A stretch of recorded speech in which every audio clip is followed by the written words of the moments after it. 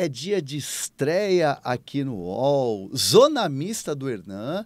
A gente vai conversar com grandes personalidades do futebol brasileiro, do futebol mundial, nesse podcast, nesse videocast, aqui no canal do UOL. Aliás, aproveita, se inscreve no canal do UOL, ativa o sininho, tem toda a nossa programação diária aqui no UOL. E agora a gente acrescenta o Zona Mista do Hernan.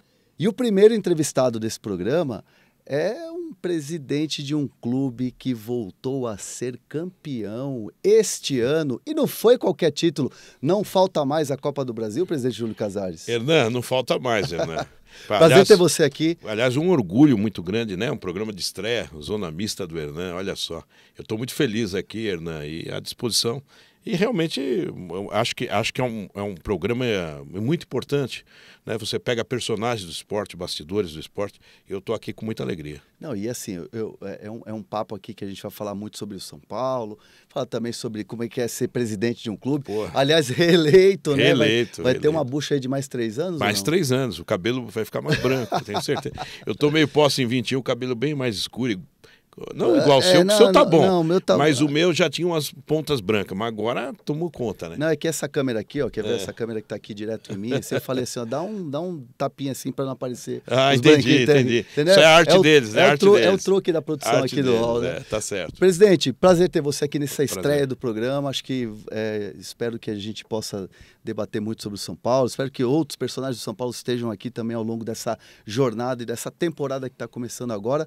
Mas teve a eleição agora, recentemente, reeleito, mais 3 anos. Desafios e expectativa. Você pretende ter um triênio mais tranquilo? O que dá para esperar desse o que foi o primeiro e agora esse segundo mandato? Hernan, dentro do cenário do futebol, essa palavra mais tranquila não existe, porque é um processo dinâmico, claro. Nós assumimos uma situação de pandemia, com uma herança de uma dívida muito grande. O quadro melhorou, mas ainda os desafios continuam. O futebol está dentro de um ecossistema com muita dificuldade econômica no Brasil, ainda muita desorganização. Haja vista agora a situação da CBF. Então, é um quadro desafiador. Mas nós esperamos dar continuidade e sequência à reconstrução. Um time, uma entidade, uma empresa que está em reconstrução, ela requer medidas. Às vezes você leva alguns sustos, mas você vai enfrentando. O que nós temos na mente é fazer essa reconstrução priorizando a competitividade do futebol. E a área financeira, naturalmente. Então, para isso, nós temos uma diretoria que estará sendo reconduzida, quase na sua totalidade, com marketing efetivo, e novidades virão, e certamente o torcedor vai ver um time competitivo de novo em 2024. Que nota você daria para o teu primeiro mandato, primeiro triênio? Olha, é difícil, né, a gente auto se avaliar. Mas eu posso dizer que eu fui eleito com votos da situação e da oposição, sem um candidato de oposição, com 88% dos associados numa assembleia. Eu vi enquetes nas redes sociais dando 92%, 93% de aprovação. Então eu acho que eu vou fazer uma média, eu acho que 8,5%, 9%. Acho que foram os números dados pelos eleitores, que é aqueles que avaliam no dia a dia. Então eu acredito que foi muito bom.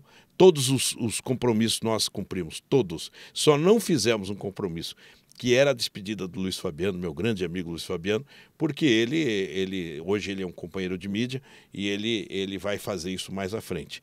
Ele mesmo diz, eu quero me preparar melhor, mas nós haveremos de fazer essa despedida do Luiz Fabiano. Os demais compromissos, todos nessa primeira fase foram atingidos. Fiquei sabendo que o Luiz Fabiano está esperando o cabelo crescer um pouquinho mais para fazer a despedida. É verdade, é verdade. Vamos ver se a gente dá alguma receita para ele.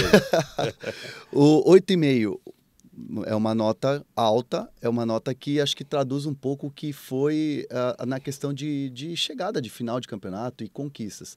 São Paulo volta a ganhar um paulista, fazia muito tempo que não ganhava, com Crespo. Ganha a Copa do Brasil pela primeira vez e chega à final da Sul-Americana, chegou à final de Paulista também.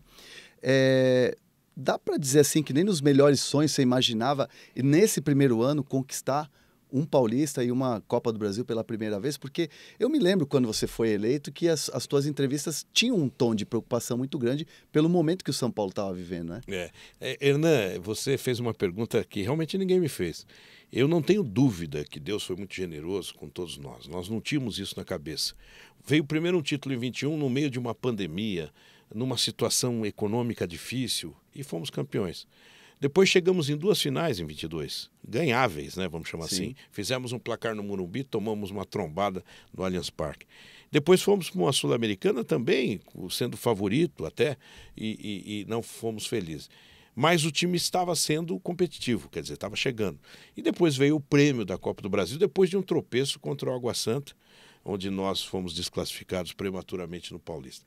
Isso tudo traduz uma coisa que nós falávamos na campanha, como programa de campanha: mentalidade vencedora.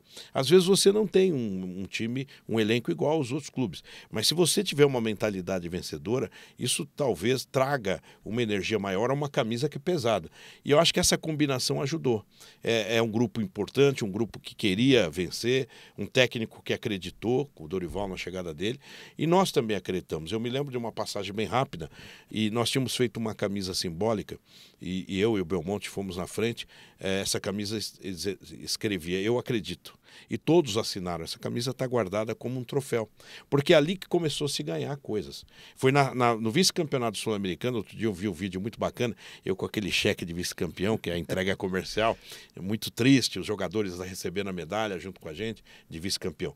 Mas ali nós começamos a ganhar, porque ali nós aprendemos, ali nós dissemos: olha, estamos chegando, vamos nos acostumar. E veio a Copa do Brasil com um cenário maravilhoso, um Morumbi pulsando, jogo no Rio maravilhoso, jogos emblemáticos com grandes adversários, né? Palmeiras, Corinthians e Flamengo. Então, um enredo melhor que esse não existe. E essa camisa, que é uma novidade, pelo menos eu nunca tinha escutado nem de bastidor essa história, ela fica onde? Ela fica na Barra Funda. Nós agora vamos enquadrá-la, porque ela virou um momento importante, e foi um momento que nós tínhamos que dizer, primeiro, que nós não temos aquela coisa normal de dirigente, que é a punição quando se perde. Cai o técnico, cai o jogador. Tanto é que o Rogério ficou ainda, enfrentou o Ituano no Morumbi pela Copa do Brasil no primeiro jogo. E ele só saiu depois das condições inviabilizarem a permanência dele, que são coisas do futebol. Mas nós tivemos praticamente 3 técnicos, né? Nós tivemos o Hernan Crespo, seu xará, nós tivemos o Rogério e estamos agora com o Dorival. Então, esse momento, Hernan, nós tentamos mexer com o elenco, porque realmente estava todo mundo muito para baixo, e nós dissemos assim: olha, os dirigentes acreditam, esquecemos o Paulista e vamos focar na Copa do Brasil e na Sul-Americana, que era o que tínhamos. Depois o brasileiro começou também. Então, esse ano, que foi um ano vitorioso, ele começa com um gesto diferente que vocês fizeram ali com o elenco, né?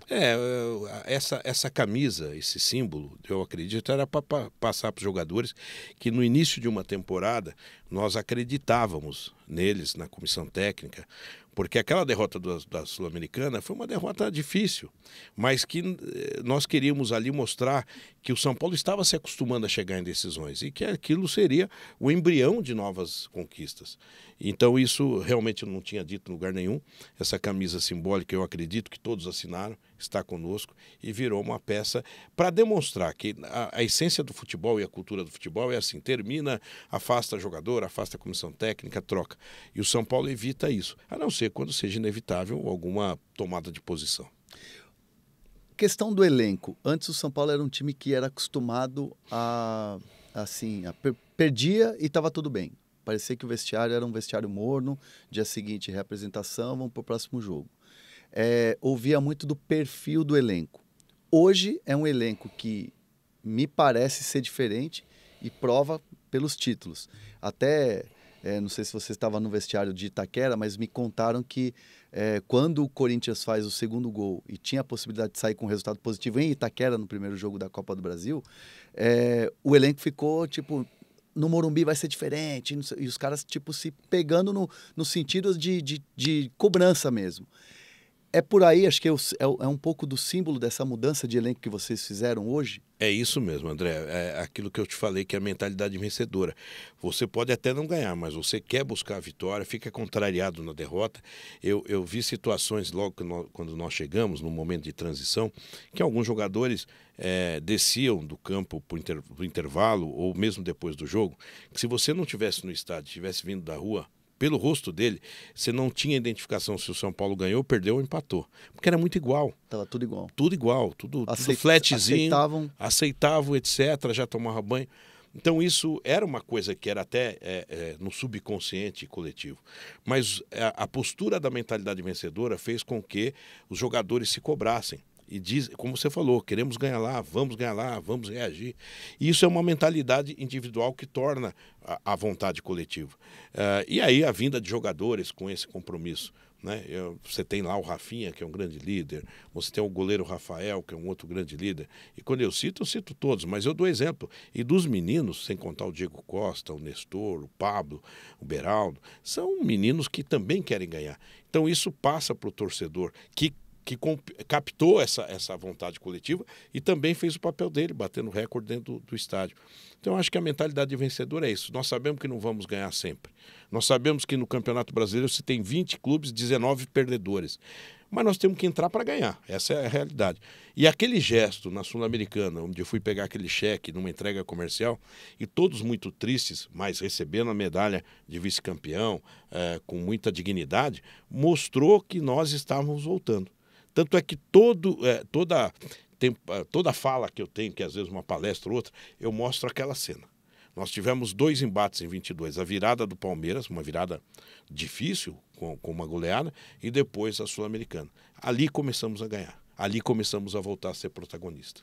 E o torcedor não abandonou, né? Porque assim, a gente vê que nos últimos anos, seja por brigar lá embaixo ou sendo campeão inédito numa Copa do Brasil, o torcedor está sempre lá. Isso. Esse recorde de público, recorde de premiação também que o São Paulo teve com a Copa do Brasil, com as classificações e tudo mais, é um São Paulo diferente. O que foi feito na base ali de estrutura para que hoje o São Paulo seja esse clube que lota estádio, que bota 50 mil em jogo tranquilo? Jogo que, não, entre aspas, não vale muita coisa, tem 50 mil pessoas no Morumbi hoje. Hoje é uma realidade. Eu acho que foi um conjunto de ações, mas principalmente a cumplicidade com o torcedor, né? Por coincidência ou não, hoje tem um presidente que veio da arquibancada, e eu falo isso com muita alegria. Eu não tenho relação pai conselheiro, tio conselheiro, avô conselheiro. Eu vim da arquibancada, depois fui um executivo de televisão, da mídia, mas eu gosto de falar com o torcedor. Mesmo quando muitas pessoas podem dizer, pô, o presidente tem excesso de posts na rede social, mas aquilo é o meu compromisso para dizer onde eu estou. Não é? Se vocês, quando me autorizarem, eu vou dizer, acabei de gravar, depois eu ponho a chamada do programa, porque isso é interagir, eu estou levando informação. Essa cumplicidade, Hernan, aliada a um plano de gestão na área financeira, na área de marketing, na área de governança, com normas de compliance e de base, do futebol de base, nós elevamos o São Paulo a um patamar diferente do que era. Claro que ainda é difícil. Você tem uma herança de uma dívida que é complicadíssima. Quando o narrador fala, olha, o São Paulo passou de fase e vai ganhar 2 milhões de dólares. No outro dia, eu tenho 20 credores batendo na minha porta, porque quer um pedaço dos 20 milhões de reais. Está todo mundo de olho no Pix, né? Está todo mundo de olho no Pix. Então é uma vida que a gente tem que saber conviver com isso. E graças a Deus, a credibilidade também no mercado passa para dentro do elenco. Que nós superamos dificuldades, temos dificuldades, enfrentamos dificuldades, mas os jogadores, os funcionários sabem que nessa diretoria eles podem confiar, porque nós podemos demorar um pouquinho ali, estica um pouco aqui, mas você vai ajustando as suas pendências. Eu não constituí essa dívida, mas sou obrigado a administrá-la. E não é fácil administrar uma dívida pesada e manter um time competitivo. E aí você realmente precisa de muito trabalho.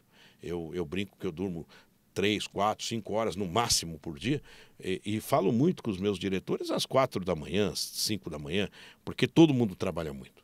E esse é o segredo, tem que trabalhar, tem que se dedicar. Nós passamos pelo clube, nós somos todos assim efêmeros, né? Passa, o clube fica, a instituição fica, o torcedor fica e nós passamos. Temos que deixar um legado e bom exemplo. O São Paulo está em reforma, né, lá no CT, né? Agora falta o quê? É o vestiário que está sendo reformado, um vestiário que foi alvo de críticas de jogadores, de ex-jogadores, que era o mesmo. Miranda comentou isso, o próprio Hernandes, né, que passaram pelo São Paulo antes e agora depois retornaram e falaram, pô, isso aqui tá igual. Teve a história da piscina, que o Rogério comentou quando era treinador. Sim.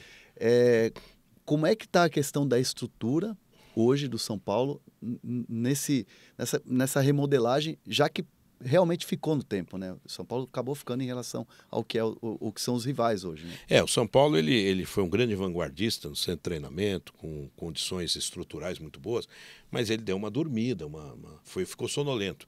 E quando nós na campanha falamos assim, vamos refundar a Barra Funda, não era no sentido de menosprezar pessoas, a estrutura, mas era noticiar a necessidade de ter uma mudança de comportamento e de pessoas, claro que isso aconteceu, está acontecendo, e também estrutural.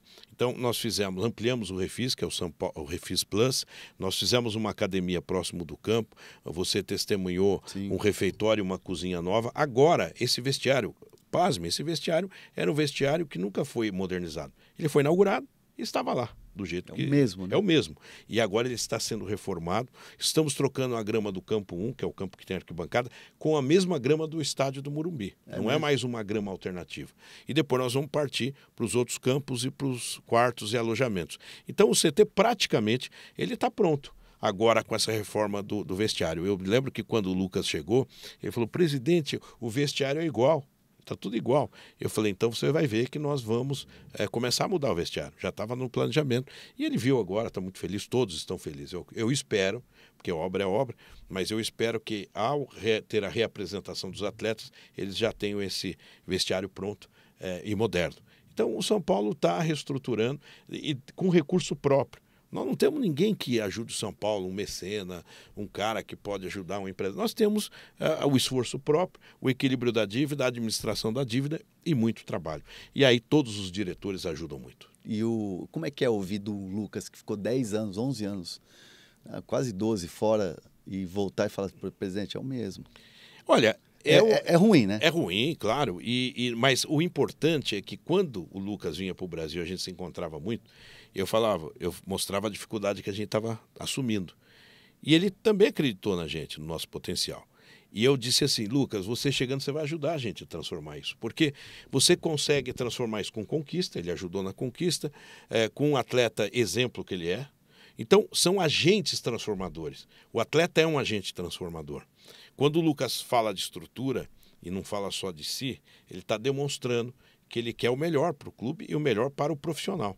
Então, quando o Lucas me falou, eu falei assim, olha, nós vamos antecipar o início da reforma, porque estava programado mais para o meio de 24. Tudo tem um cronograma, né? E eu falei, não, vamos antecipar, estamos fazendo esforço e certamente o CT já vai estar...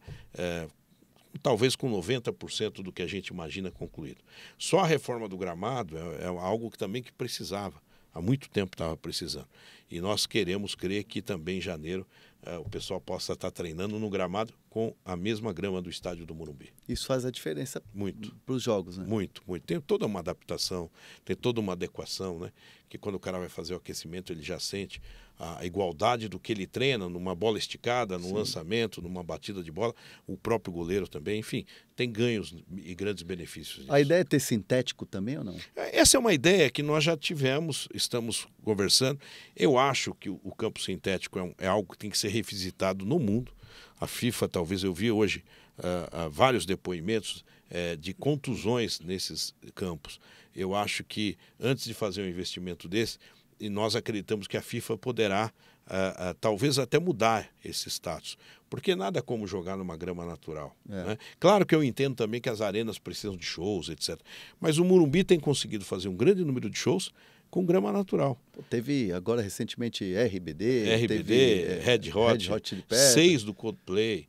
Nós batemos todos os recordes de shows e conseguimos fazer jogos. Deslocamos um jogo ou outro, um para Vila Belmiro, um outro para Barueri. Por quê? Também o estádio do Morumbi recebe muito sol, tem um tratamento de grama muito bem feito. O próprio show tem uma dinâmica importante no contrato que a gente garante que a grama não tenha grandes danificações. Então existe aí uma tecnologia por trás também que eu acho que vai ganhar o futebol. Eu vi outro dia o técnico do Palmeiras dizer, olha, tem que trocar a grama aqui, porque senão não quero que meus jogadores joguem. Quer dizer, se o técnico, dono do estádio, usuário do estádio, fala uma coisa dessa, onde eu tive lá o Ferrarese, que se machucou, o Galopo. O Lucas, foi tornozelo, mas enfim, foi muscular, né? Mas assim, eu acho que é uma coisa que tem que ser revisitado pela FIFA e acredito que isso vai acontecer. Por isso que o investimento em grama sintética no CT nós estamos aguardando um pouco. A questão do estádio do Morumbi, a gente sabe que o estádio do Morumbi ele é um estádio que o público ele não está tão próximo. Tem a pista de atletismo, o Morumbi sempre foi a casa do futebol.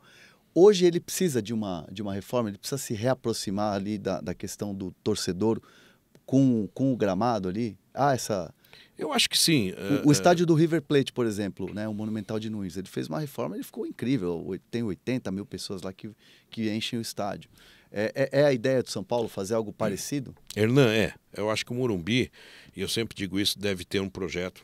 Nós estamos trabalhando em cima disso para que tenha no futuro, com investimento de terceiros, né, com o investimento e retorno desse investimento por terceiros, numa combinação com São Paulo, para que a gente tenha um estádio modernizado, sem perder o charme de um templo de futebol que o Morumbi tem.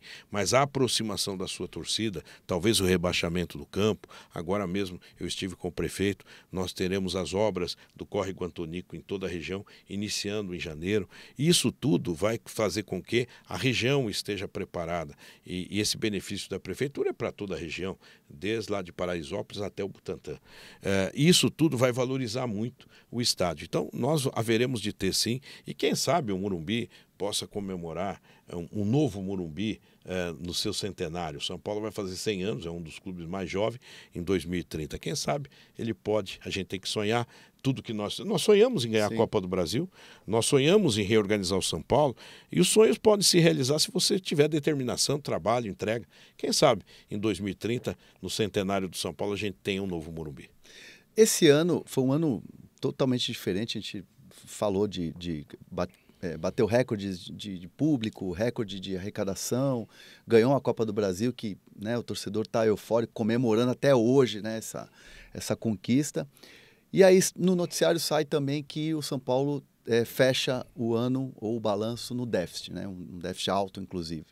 Como é que você vai gerir essa questão financeira? Porque o torcedor fala, pô, arrecadou tanto, foi campeão, bateu recorde de público e está devendo. Bom, primeiro eu quero agradecer pela pergunta, porque a gente vê números que saem, são números exagerados e diferentes. 97 milhões? 97, já saiu 120, 140, 150, é um negócio louco. Quero lembrar duas coisas. Primeiro, que o ano não acabou. Segundo, que esses números são prévias que eu não sei de onde foram extraídos. Agora, tudo há uma explicação. E eu gostaria de aproveitar o teu espaço, é importante essa pergunta, para esclarecer. Em agosto, que é uma janela do meio do ano, é a mais forte de venda, o São Paulo teve sondagens por 3 ou 4 atletas. Sondagens. Com valores importantes para aquele momento de São Paulo. Ou seja, se eu vendo 3 ou 4, eu não teria nenhuma ameaça de déficit, mas eu teria, sim, uma real chance de não ganhar o campeonato. Naquele momento, nós fizemos uma seguinte aposta. Vamos buscar um legado esportivo, é jogo, podia não ter ganho. Claro. Vamos buscar e vamos valorizar esses atletas. Então, para você ter ideia, esses 4 jogadores que eu não vou mencionar, que tinham sondagem, hoje, se eu vender um atleta, eu pego o valor dos 4 que estavam me oferecendo em agosto. Então, o torcedor tem que entender... os caras. Exatamente. Eu poderia ter realizado o superávit, poderia não ter conquistado o campeonato e mais, não teria valorizado um jogador que hoje, ao vender, vale 3 vezes, 4 vezes mais do que foi agosto. Se você pegar jogadores hoje, como o Pablo, o Wellington, Beraldo, Diego, esses jogadores tiveram uma supervalorização do seu ativo, é o patrimônio do São Paulo. Então nós pensamos sim no São Paulo e foi tudo planejado. Então hoje não é surpresa para nós. Agora é claro que nós temos que esperar dezembro terminar, nós vamos esperar a composição de números, mas foi tudo planejado. Então se eu tiver um déficit de um tamanho pequeno, médio ou grande, eu explico dessa forma que eu estou explicando. O que será que o torcedor, ou mesmo quem defende a instituição, gostaria? De ter um jogador subvalorizado e vendido apenas para tapar um buraco de balanço, ou enfrentar um balanço negativo para que a gente dê um salto numa valorização de um ativo onde qualquer venda vai ser inquestionável. Eu não sou aquele presidente que vende muito jogador. Porque também eu sou racional e sou torcedor. Mas todos os clubes co-irmãos venderam muito.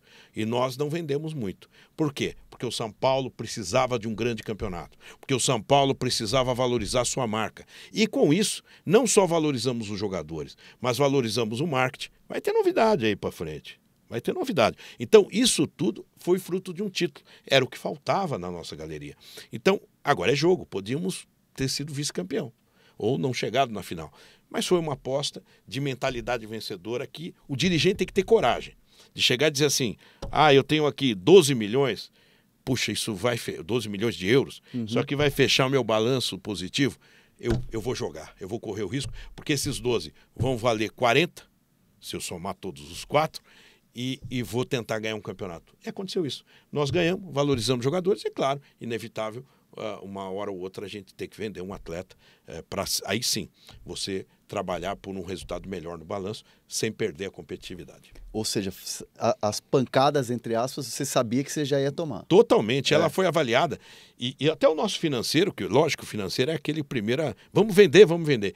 Ele incorporou essa decisão. E aí nós fazemos um comitê que envolve a área do futebol, a área da comunicação, do marketing, da gestão do financeiro. E nós discutimos numa mesa. Fala, gente, o aspecto da gente ter um risco de um déficit é iminente, mas também nunca se chegou com tanta volúpia de determinação para um campeonato como agora. E a torcida não merece a gente desmontar o time. Sim. Porque eles estavam batendo o recorde. Eu estou fazendo isso aqui também pelo torcedor, porque ele bateu todo o recorde. Se eu vendo 4 titulares, o que ia acontecer? Dificilmente nós ganharíamos de Palmeiras, de Corinthians, etc. Mais do que isso, Hernan, nós fomos ousados. Nós tivemos essa dificuldade de segurar esses jogadores e trouxemos Rames, Rodrigues e Lucas. Lembro que o Lucas chegou depois do resultado lá contra o Corinthians. Primeiro, né? Teve uma parada, a data FIFA foi um pouco longa, isso nos ajudou. Naquele momento, nós falamos assim, vamos acelerar a questão do Lucas e vamos tentar colocar ele em campo.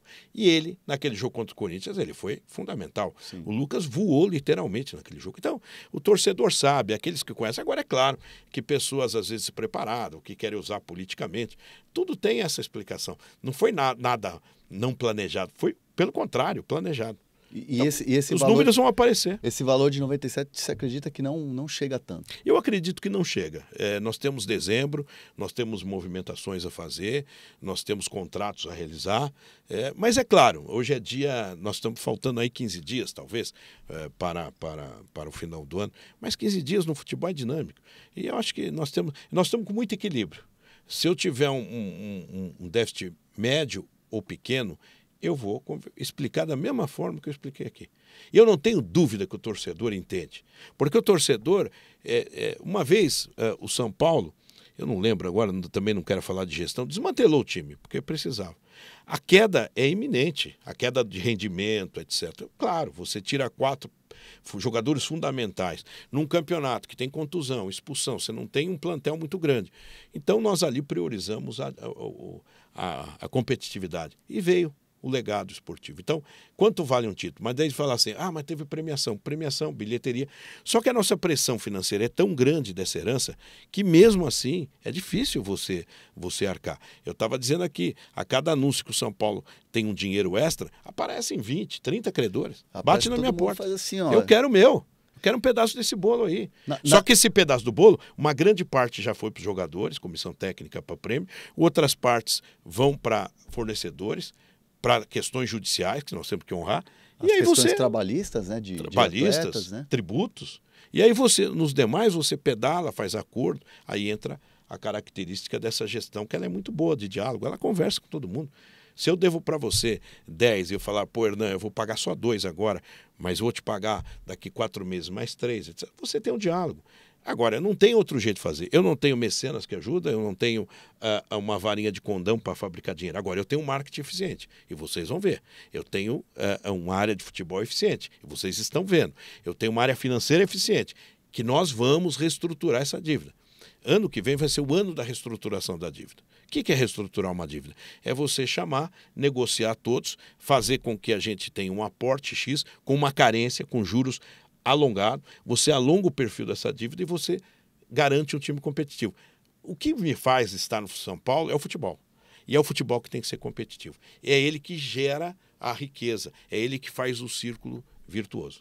E a gente sabe, né, que esse ano foi um ano que o São Paulo enfrentou também um problema que vem assombrando o São Paulo já há muito tempo e em várias gestões, que é a questão do direito de imagem que atrasa. Hoje o São Paulo conseguiu estancar essa crise? Eu digo para você, Erlan, não é nem fugindo da questão, porque ela é muito delicada. Toda a questão financeira de um descompasso financeiro que às vezes ocorre no dia de maio, é uma questão interna, que a gente trata interna. Porque ao expor, eu vou estar trazendo informações que vão ser colocadas, exploradas de forma com viés político, às vezes com viés sensacionalista. E nós estamos conversando, estamos bem, já pagamos o 13º, férias, os jogadores foram tirar férias com essa questão, e pendências havendo que são internas, estão sendo resolvidas e serão resolvidas, como foi do ano passado. O mais importante, Hernan, eu te garanto, o São Paulo passa por uma organização e nenhum gestor é avaliado apenas por um campeonato. Se nós não tivéssemos ganho a Copa do Brasil, eu coloco aqui, ganharíamos a eleição, talvez com um pouco menos de aprovação, mas ganharíamos. A Copa do Brasil foi a cereja do bolo. Agora, a organização que está sendo feita, não vamos esquecer que eu assumi numa pandemia com 4 processos na FIFA. Depois veio, não tinha bilheteria, não tinha patrocínio, porque tinha uma pandemia, e eu mesmo fui internado, quase morri de pandemia, de Covid, e tudo isso fez com que a gente ganhasse mais musculatura para trabalhar. Não é uma questão política, porque se fosse política eu tinha vendido os 4 jogadores. Estava 0-0, mas eu não sei se seria campeão. Eu não podia fazer isso com o torcedor.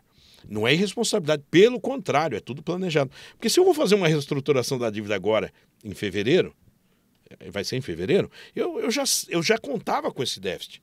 Só eu acho que ele vai ser menor do que esse anunciado, com alguma euforia, por questões e pessoas que perderam a eleição. Sim. E é normal isso, né? Porque as pessoas que não têm espaço pelo voto na democracia, ou tem que procurar outra coisa para fazer, ou vai trabalhar no outro clube, ou faz o que quer.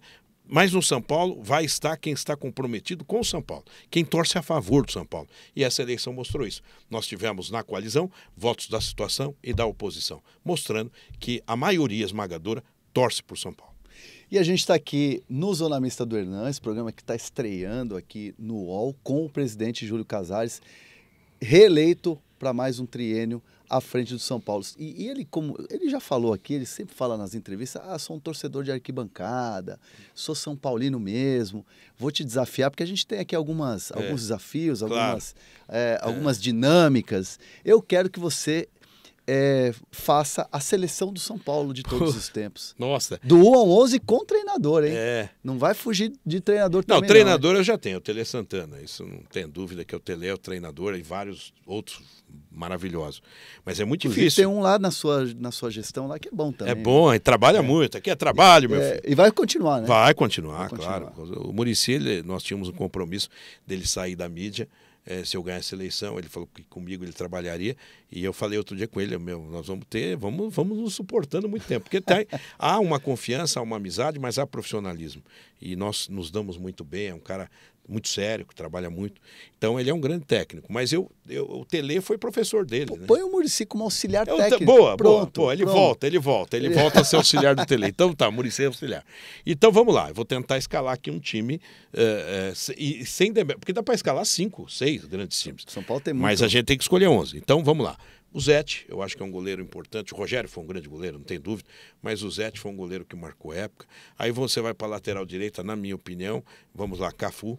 Aí a zaga é Oscar e Dario Pereira. E eu colocaria o Serginho na lateral esquerda. Sem prejuízo do Leonardo, o Ronaldo Luiz, o Júnior. Mas o Serginho. Aí você vai para o meio de campo, aí é complicado. Aí o bicho pega. Aí bicho pega, eu não sei se eu jogo com cabeça de área, se joga com Chicão, mas aí você tem, você pode armar um meio campo diferente, você pode armar com meio sem cabeça de área, mas eu tenho que aproveitar todo mundo. Pita, Gerson e Pedro Rocha.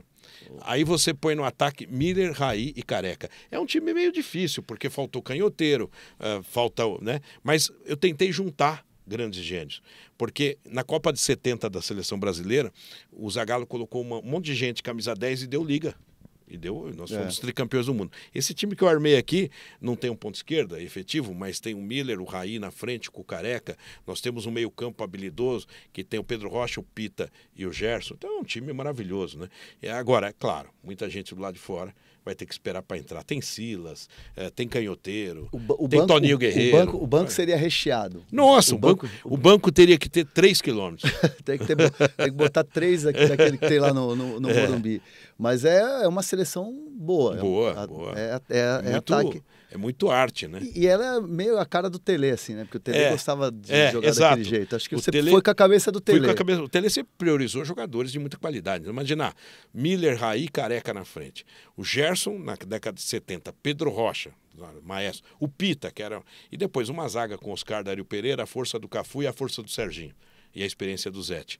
E o Muricy dando bronca e o Tele só dizendo, vamos jogar bola, sem pegar, sem bater, vamos priorizar o futebol bonito. É isso que é o futebol. E existe essa discussão que é interminável na torcida do São Paulo.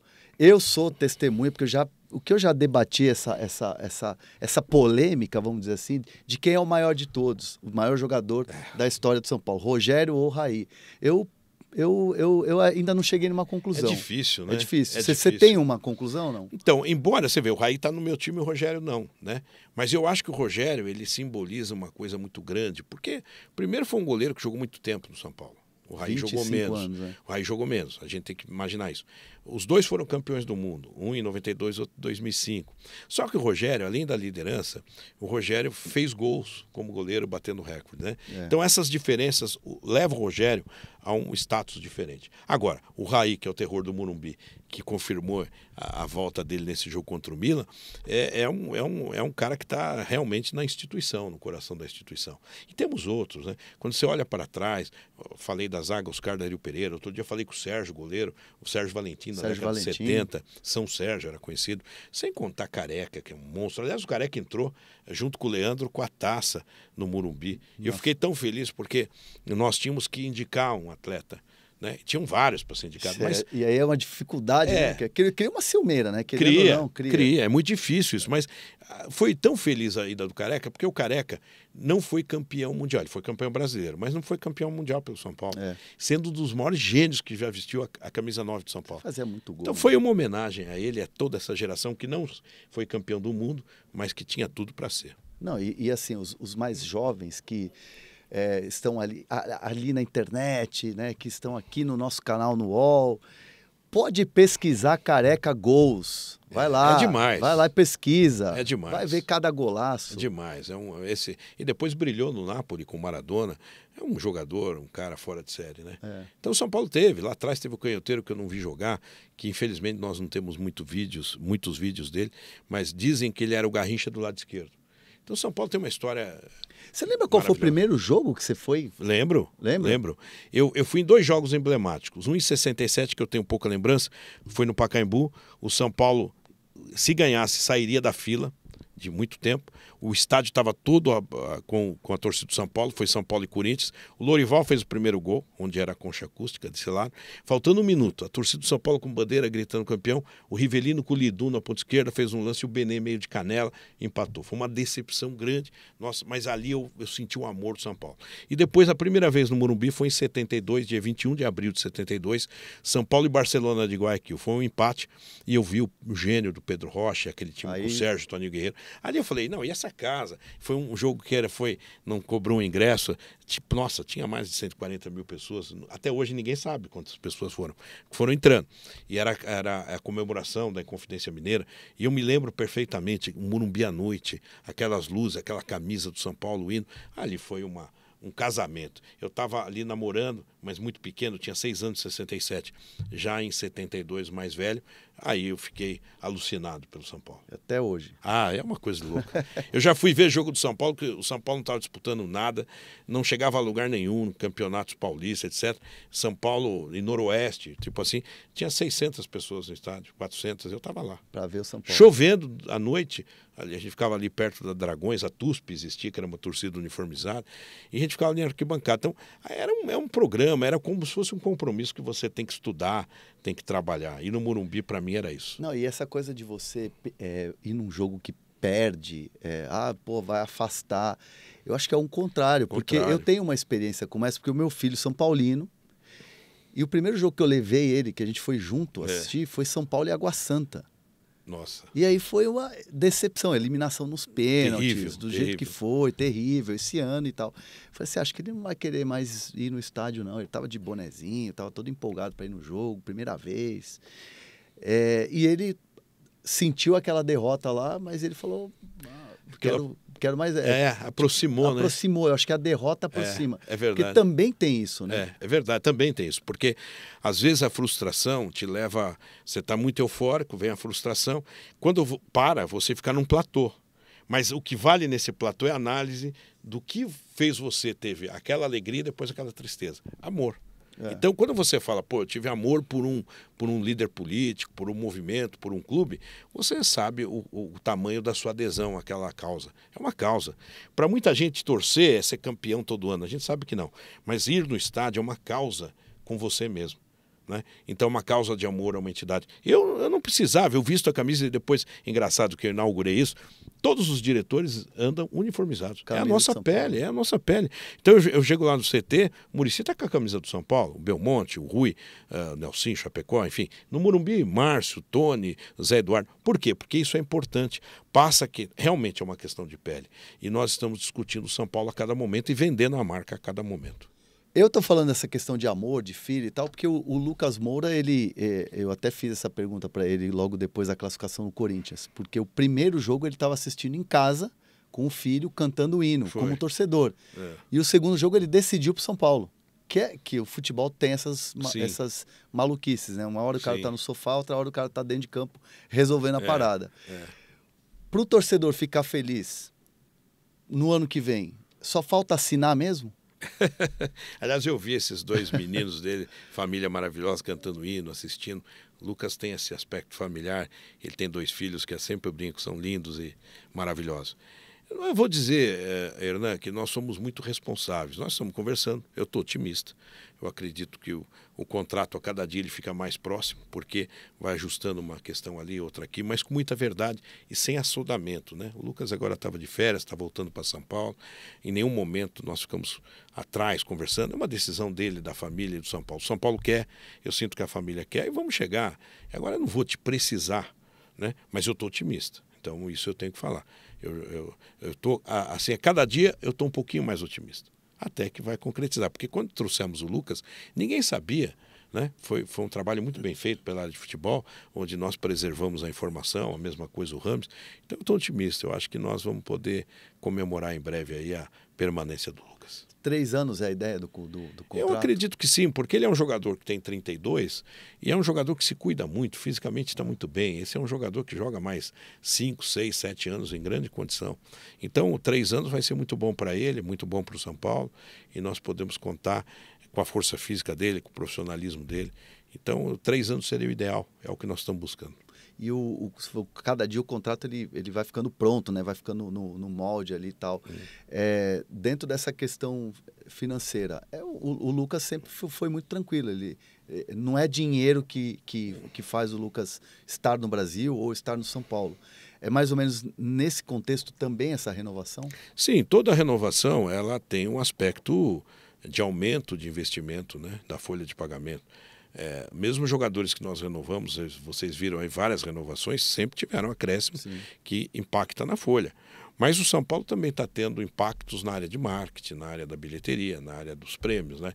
Então nós achamos que com isso nós conseguimos avançar com a reestruturação financeira que eu acabei de falar aqui, que se Deus quiser em fevereiro nós começamos a executá-la, nós vamos começar a ter um trabalho um pouco mais com um pouco mais de oxigênio, ganhando mais musculatura. Mas todo o trabalhador, todo o ativo do São Paulo, ele é valorizado e nós chamamos antes para renovar.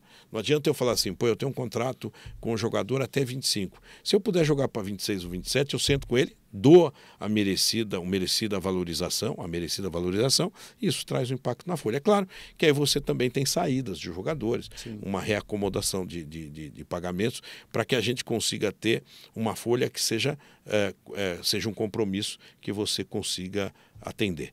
Então, o Lucas é um grande valor. Acho que o significado dele, do Caleri e de outros mais, mostram o São Paulo com vigor, né? E também é um cara comprometido com o que ele está vendo. Ele está vendo o esforço da diretoria, com todas as dificuldades, que não é nem culpa dele nem nossa, porque nós assumimos assim, o que nós estamos fazendo com o CT, com o Morumbi, com a condição estrutural dos atletas, com a condição estrutural dos funcionários, com a qualificação desses funcionários. Então, são situações que o atleta também enxerga. E você espera dar esse presente para o torcedor de São Paulo antes do Natal, né? Porque não faz sentido virar o ano e ainda ter pendência. Né? Essa ideia que a gente tem aí antes do Natal, praticamente é concluída essa questão do Lucas. Mas também de forma tranquila. Eu digo que contratos renovados e reformados tem que ser bom para todas as partes. Então, a família, o jogador, o clube e a coletividade. Mas eu estou muito otimista. Eu acho que antes do Natal a gente pode trazer esse presente. E é verdade um presente. Me perguntam, quais os mais reforços, presidente? Eu falo assim, nós já trouxemos o Eric, o Luiz Gustavo, né?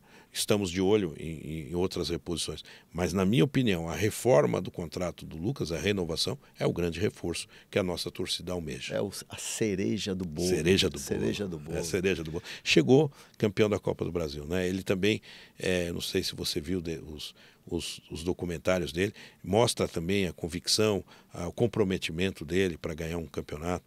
E isso o elenco todo mostrou. Eu acho que isso é importante para o segmento do trabalho. E muito se fala do Rames, né? O Rames é assim, aquela declaração, futuro em aberto. A gente sabe que ele quer jogar, a gente sabe que ele quer ter mais oportunidades. E o jogador, quando se manifesta dessa maneira, eu acho que, na minha opinião, ele foi até um cavalheiro ali e tal, ele foi bem tranquilo. Aí começa uma especulação, tirou do Instagram a camisa do São Paulo, colocou a camisa da seleção colombiana, não está satisfeito. O que pega com o Rames? Existe a possibilidade de ele não estar no São Paulo em 24? Hernan, eu sempre digo que a vida é dinâmica e ele está certo falar com futebol. Futebol ainda é mais dinâmico. A vida é tão dinâmica que nós estamos aqui estreando um programa novo seu, que talvez você não estava planejando e aconteceu. A vida é dinâmica. E no futebol isso acontece. Ele é um grande jogador. Não precisa falar da qualidade técnica dele, né? Está fazendo uma eliminatória maravilhosa na Colômbia. Só que o Rames chegou no momento em que o time estava azeitado, né? Numa fase decisiva. Então nós temos que compreender que isso leva tempo, adaptação ao sistema de jogo, né, do técnico. E nós acreditamos que no Campeonato Paulista, a partir de 24, ele tenha mais condições, mais chances.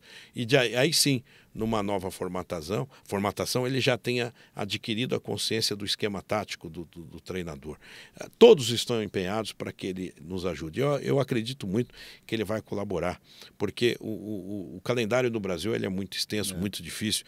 Nós não dá para jogar com o mesmo time todos os jogos. E aí vai ter espaço. Você mesmo viu, o Luciano ficou alguns jogos na reserva e entrou no decorrer, entrou bem, e outros jogos ele não começou jogando.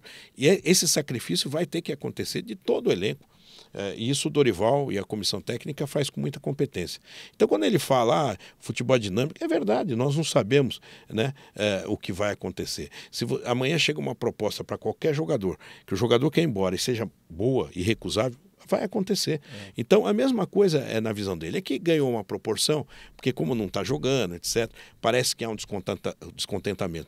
Eu sou testemunha, estou sempre no CT, ele vai, ele treina, ele é um grande profissional. E eu não tenho dúvida que 24 nós teremos já um ano que ele estará mais adaptado ao sistema tático e a todo o país, que muda, né, bastante. É um grande jogador e certamente vai nos dar alegria ainda. E você pegou a mão no telefone depois da entrevista, ligou para ele, não teve essa necessidade? Não. Há essa promessa de que não, Rames, vai jogar mais? Não. O que há é a certeza que no sistema profissional, como deve ser, o presidente está sempre presente, o diretor pede opinião, faz questões, etc. Mas quem escala, eu sempre brinco que quem escala jogador é o técnico e o próprio jogador. O próprio jogador também se escala. Então é um processo. E nesse processo nós temos que zelar pelo profissionalismo. Outro dia ele veio das eliminatórias no jogo contra o Brasil e ele me deu a camisa de presente. Então nós temos uma relação muito boa, profissional. Eu postei a camisa. É uma camisa que eu vou colocar dentro as mais importantes, a do Rames. Porque ele fez um jogo, aliás, contra o Brasil muito bom e ele trouxe a camisa para mim. Então nós temos lá uma harmonia muito grande e nós não precisamos ligar. E também as pessoas têm que falar o que elas sentem. Eu também, se tiver um jogador acomodado com o banco de reserva, também não vai ser bom. Eu acho que o jogador tem que dizer, pô, eu quero jogar.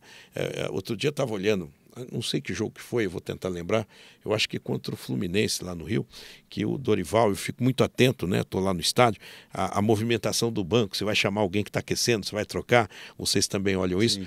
E quando o técnico olhava para o banco, olhava para o pessoal que estava aquecendo, eu via o William, esse menino que está da base, está indo muito bem, ele olhava, será que ele vai me chamar? Louco para... Esperando, né? Parecia que ele já queria partir, né? Eu quero entrar. Então isso faz parte do jogador que quer resultado. Então eu fico muito feliz com o jogador que não está acomodado, o jogador que quer lutar. Um exemplo maior é o Alisson, né? O Alisson que passou por todas as dificuldades. Sim. E aí entra um aspecto que hoje eu não entro na emoção da crítica contumaz que acontece nas redes sociais. Me disseram, falavam, o Alisson é um jogador que veio de um time que caiu, né? Que o Grêmio tinha caído. O Rafinha, a mesma coisa. O jogador sem grife. Sem grife. O Rafael é um goleiro mais do mesmo. Né? Então, existe um julgamento. Isso aconteceu com o Igor Gomes, com o Nestor. Né? O Nestor fez o gol nosso, no título.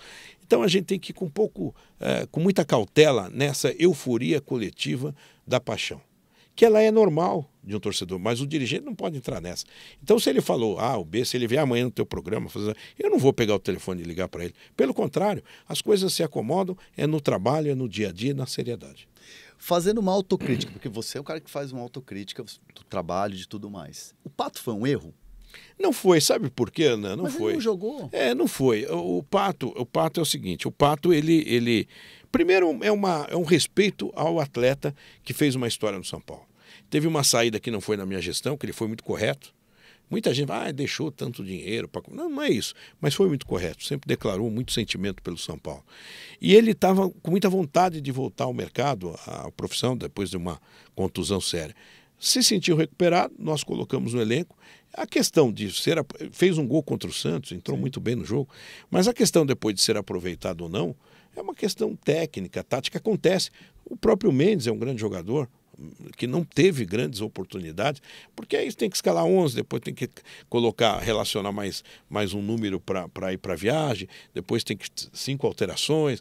Isso quem tem que mandar é o técnico. Né? Então tem jogador que não tem a felicidade. E o futebol é assim. Você tem jogador que consegue corresponder, outros não. E depois sai daqui e vai corresponder. Então acho que o Pato cumpriu o papel. Ele é um jogador hoje que está no mercado novamente. Acho que o São Paulo contribuiu. Não que o São Paulo tem que ser um clube que faça gentileza. Mas o São Paulo deu uma oportunidade e mais do que isso, reconheceu que as passagens dele por lá foram positivas, agregou valor e ele é um cara muito importante na nossa história. Então o Pato não foi um erro, foi mais uma tentativa de alargar o elenco, assim como o Mendes e outros jogadores que não tiveram a mesma felicidade, ficaram à disposição.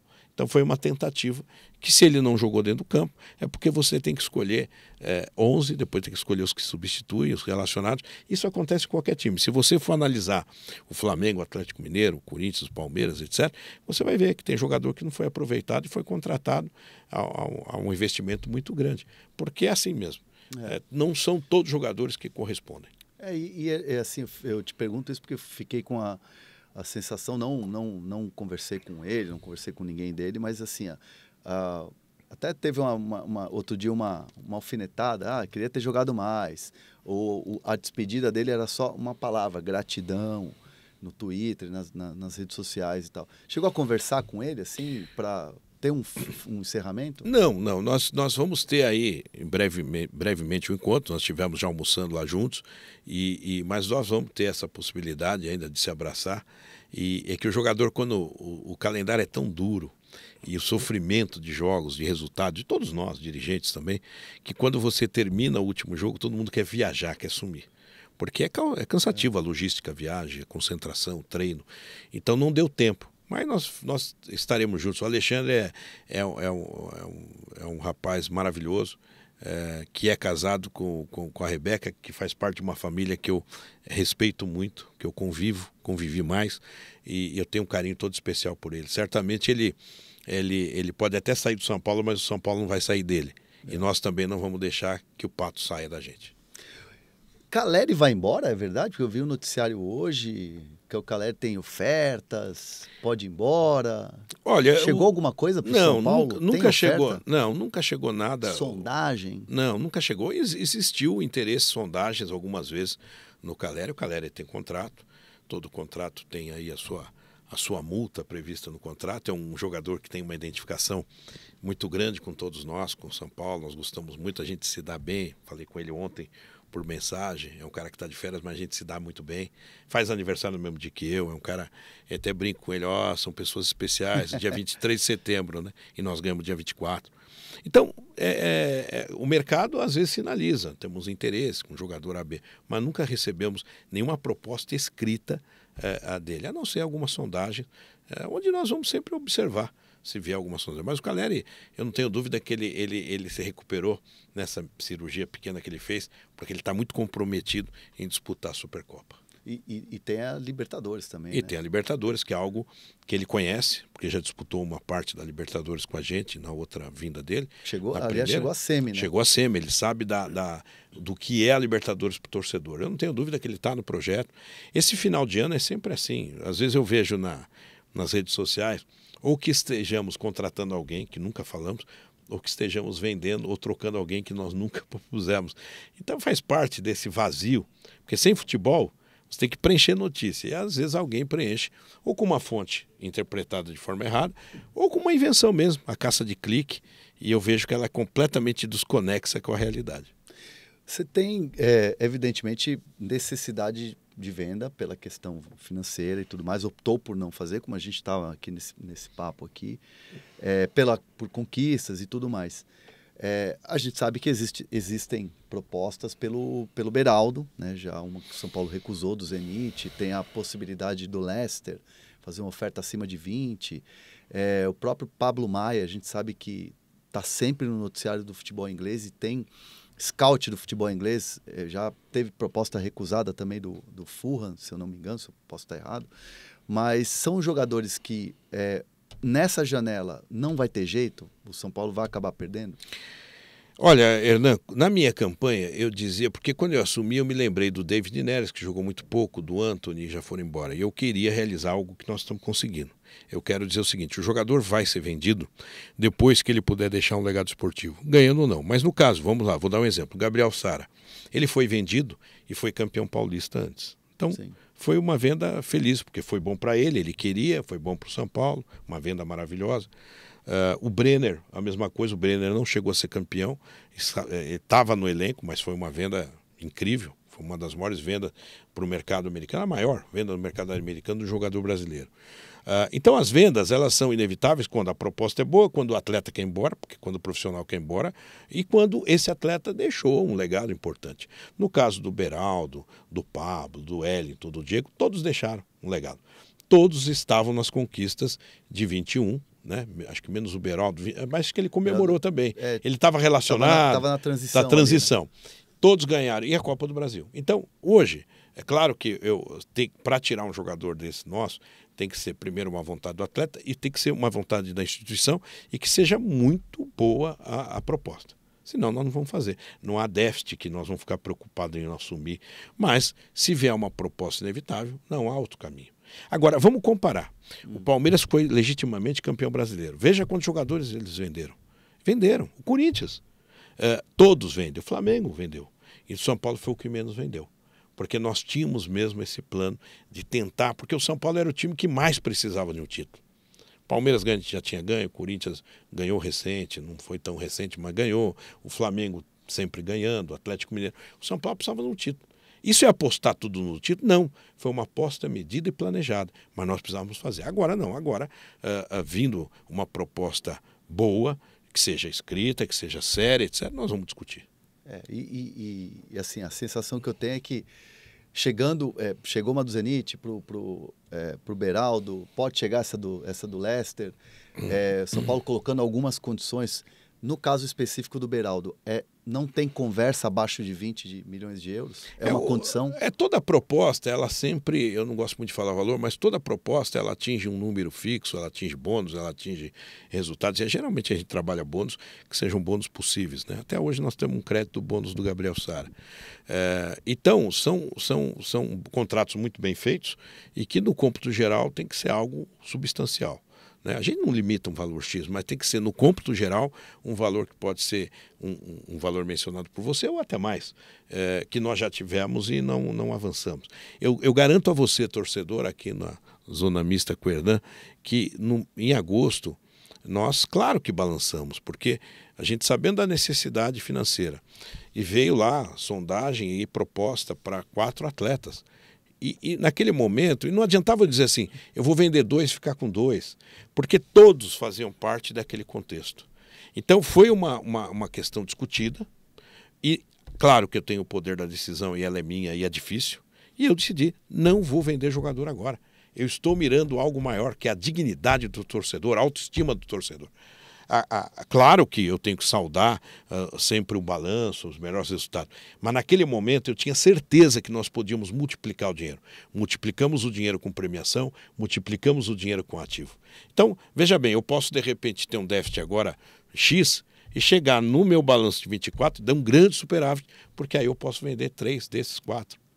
Então, tudo isso é dinâmico. Esse é o futebol dinâmico. Com a reestruturação da dívida, nós estamos preparando o São Paulo para décadas. Uma gestão ruim, ela compromete uma década. E uma gestão boa, ela demora para consertar essa década. Nós estamos no meio do caminho, nós estamos subindo degraus, mas nós vamos chegar lá. Agora, não há como você não vender jogador se chegar a uma proposta irrecusável. Primeiro porque o atleta quer ir embora. E atleta sempre tem um risco de contusão, de queda de produção, e depois nós sabemos que nós não podemos rasgar dinheiro quando ele vem de forma estruturada. Sondagem, um valor abaixo, isso nós temos que ter o dever de recusar. Agora, se vier uma proposta XYZ, nós vamos discutir e vamos avançar, se for a vontade da instituição e do jogador. A gente está indo já para esse lado, parte final aqui da nossa conversa. Papo bom passa rápido. Passa rápido. Mas eu quero falar sobre chegadas, né? Porque o São Paulo já tem Eric anunciado, que é um ponta, um jogador de lado de campo, foi muito bem no Ceará, né? Um jogador que vai pelo meio também. Luiz Gustavo, que teve ali uma indicaçãozinha do Lucas, né? Que eu sei que ele ligou para vocês e falou, esse cara joga muito, pô, vai atrás dele, tá livre no mercado. E eu quero depois que você me fale de Ferreirinha e também do Pedro Raul, né? Que também são 2 jogadores que estão no noticiário. Bom, primeiro, quando o Lucas referencia um jogador como foi o Luiz Gustavo, o Rafinha também o fez, a gente diz, olha, o Lucas está pensando no futuro, né? Por isso que eu sou muito otimista do Lucas continuar. O Luiz Gustavo é um grande jogador, um grande valor, tive com ele reunido, um cara com perfil, com uma experiência importante. Os demais jogadores que você colocou são grandes jogadores. Nós temos dentro do São Paulo uma análise de desempenho que conversa com a comissão técnica e lá nós sabemos que nós precisamos ter um centroavante alternativo com o Caleri e ter alguém na extrema, já que na direita nós temos lá o Rato, que joga lá, o Eric, que chegou, e do lado esquerdo nós podemos ter, claro que tem o Galopo voltando, que pode jogar um pouco por ali, mas o Ferreirinha é um grande jogador. Mas esses jogadores ainda estão num aspecto de conversas, mas não há uma questão nem um pouco avançada nisso, não. Isso eu te falo. Agora, o futebol, de repente você não está acreditando muito naquele negócio e no dia seguinte ele passa a acontecer. O que acontece no São Paulo hoje, para nossa felicidade, é que o Dorival e todos nós, a diretoria, olhamos jogadores para frente. O Juan, por exemplo, é um menino que joga de centroavante, joga pelas beiradas, era um menino que estava totalmente quase desativado no plano do São Paulo. Sim. E hoje o Juan é muito importante para o elenco. E assim vai acontecer com esse menino William, que está jogando, tem outros meninos aí que estão no Sub-17 que prometem muito. Então a questão do Ferreirinha e do Raul são bons jogadores que nós estamos avaliando, mas o São Paulo não entrou num processo de plena negociação, que eu chamo. A plena negociação no futebol é assim, primeiro ela tem que ver a condição, se o São Paulo pode trazer, se o São Paulo não tem que fazer nenhum investimento, como foi o caso do Lucas, do Ramos, que são jogadores livres, se pode trazer por empréstimo com obrigatoriedade de compra, que é o caso do Caio Paulista. e o Michel Araújo. Então, O Caio Paulista já está fechado, né? Praticamente. Esse é um jogador que aprovou, o Michel também, o Michel tem até 24 ainda. Mas assim, nós primeiro observamos os pré-requisitos. Claro, com a indicação da comissão técnica e da avaliação de desempenho. Aí nós vamos entrar para a plena negociação. Então, Raul e Ferreirinha não estão na plena negociação. E esperamos ter êxito, assim como teve com o Luiz Gustavo, com o Eric e com alguns outros que podem aparecer. Tanto o processo de chegada e de saídas. E eu participo do processo e converso com os atletas, né? E eu chego lá e digo, eu sou o presidente da instituição, nós queremos, as nossas premissas e nossas bases são essas, nós não podemos passar disso, nós queremos. Aqui você vai ter um plano de carreira, de competitividade, algo importante que a camisa do São Paulo oferece. E a gente consome toda uma linha de raciocínio para que esse jogador venha. Mas nós nunca entramos em leilão, porque às vezes isso é promovido até pelo mercado e não é promovido pelos agentes, né? Eu pego uma entidade, eu tenho uma relação muito boa com os clubes, e tem entidade que me liga e fala, Júlio, eu nunca tive interessado com esse cara. Então isso é criado por bloggers que falam, vai ter uma disputa. Então eu prefiro focar na negociação com o atleta, no olho, com seus representantes, e isso o Rui e o Belmonte fazem muito bem. E eu participo. Entendeu? Quando eu acho que é o momento que eu devo participar, eu participo. E às vezes eu participo a longo prazo. Porque o futebol, ele não pode ser encarado. Eu vou vender esse jogador, agora o que eu faço? Se eu estou sentindo que o Beraldo é um jogador, o Pablo, etc., que podem sair, eu tenho que ir lá atrás já prever. Então o planejamento é isso. Não adianta eu vender amanhã um jogador e falar assim, e agora? Agora eu quero contratar, não é assim que funciona. Você tem que prever antes, trazer antes, porque as oportunidades não respeitam o teu momento. Sim. Respeitam o mercado, e aí no mercado você tem que estar atento. Então se amanhã, por exemplo, eu achar que do lado esquerdo nós precisamos ter um jogador, eu vou estar atento a todos os jogadores, o que o radar apontar, para a gente desde já estar fazendo contato, para que depois a gente chegue na plena negociação. Presidente, queria te agradecer, mas sempre cabe aquela última pergunta, né? Claro. Para fechar aqui o nosso roteiro. Rui Costa fica? Rui Costa fica, é a nossa intenção. Fica o Muricy, fica o Biasotto na base, que está fazendo um grande trabalho. Agora, é claro, é uma vontade nossa, né? Nós não conversamos ainda, porque eu trato isso de forma muito ética. Eu tinha que ganhar a reeleição, confirmar a reeleição, e na semana que vem eu vou conversar pessoalmente com todos os envolvidos. Eu digo uma coisa que não é um chavão do futebol, é um jargão do futebol. Time que está ganhando não se mexe, a não ser que as pessoas não queiram continuar. O São Paulo é um time que tem limitações orçamentárias, responsabilidades, mas tem uma coisa que é o maior ativo que tem num clube. Ele tem uma estabilidade que ela é emocional. Essa estabilidade emocional fez com que eu não questionasse em nenhum momento a área de futebol quando perdeu as 2 decisões em 22 ou quando perdeu do Água Santa no Campeonato Paulista. E eu não permito que essas cornetas, às vezes por interesse, cheguem na minha mesa. Se chegar alguém na minha mesa e tentar queimar o futebol, insinuar uma troca, ele já sai da mesa de forma muito rápida. E eu digo o seguinte, não volte mais com esse assunto. Por quê? Porque os homens de uma gestão são escolhidos por critérios. E nós não podemos, na emoção de uma derrota ou na emoção de um entusiasmo da vitória, mudar os valores. Então nós temos que ter equilibrado. Esse mesmo equilíbrio, eu espero que tenha continuidade. E em 90% da gestão, as mudanças serão pontuais, porque é uma gestão vitoriosa. Se eu fui avaliado bem, fui reeleito bem, se todo mundo aprovou, por que eu vou mudar? Só se eu fosse um burro. E quando eu falo de jogador, e você é um cara muito hábil, que eu falo contratamos aqui antes, é que na verdade há uma consequência natural de jogadores que estão num determinado momento no mercado, que vai acabar chegando uma proposta que você vai ter que vender. E quando acontecer, não estou dizendo prazo, pode demorar 1 ano, 6 meses, não sei. Quando acontecer, você já tem tá pronto, a peça de reposição tem que vir antes. Sim. Aquela coisa a peça de reposição que vem depois tem adaptação, o cara demora para jogar. Então a peça de reposição ela tem que ser planejada antes. Se amanhã eu sentir que o Rafael e o Jandrei vão embora, e os nossos meninos da base, o Ong, o Leandro, que estão lá, e falar assim, os goleiros, eu tenho que ir atrás de goleiro. Né? Então acho que isso o São Paulo faz bem feito.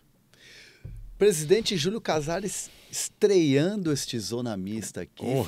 Foi tudo bem? Foi tudo tranquilo? Nossa, muito bem. Orgulho muito grande estar aqui. Papo bom passar rápido. Parabéns. Quando for a gente divulgar, eu gosto muito de divulgar, eu fui em vários podcasts que eu divulgo, porque é importante, porque a torcida do São Paulo está vendo eu falar. Não está vendo a interpretação de um blogueiro que planta uma notícia, que fala.